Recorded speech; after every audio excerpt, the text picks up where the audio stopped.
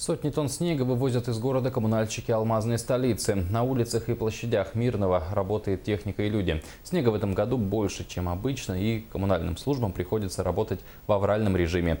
За уборкой наблюдала Августа Степанова.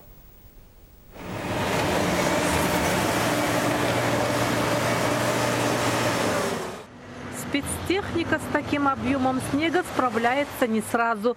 Снежные пласты приходится поднимать в 2 захода. На подхвате погрузчик. За считанные минуты он засыпает КАМАЗ 12 тонн снега. Работа по вскрытию снега уплотненного, который за зиму накопился, не только на площади. Другие подрядные организации производят вскрытие по городским тротуарам с вывозом, а МУП-коммунальщик вскрывает площадь. Без ручного труда тут не обойтись. Виктор вот уже 10 лет трудится дворником. Говорит, эта зима была снежная. Чтобы очистить площадь, придется попотеть. Очень много. Наконец-то весна почувствует. Сейчас площадь уберем, подсохнет. Всем радостно будет.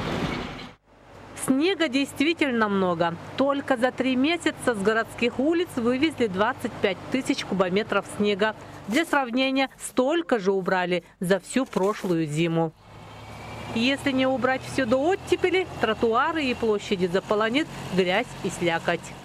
Муниципальные службы, которые занимаются уборкой тротуаров вот в данный период весенний, в период оттайки, работают очень интенсивно. Буквально каждый день расписан, каждый день на разрыв, надо везде успеть, потому что сейчас массовая оттайка пойдет и просто-напросто зальет территорию, все расквасится, будет не пройти, не проехать, слякоть. В авральном режиме коммунальщики будут работать, пока не очистят от снега весь город. По подсчетам ведомства, на это понадобится несколько дней. Августа Степанова, Алексей Меркулин, телеканал «Алмазный край».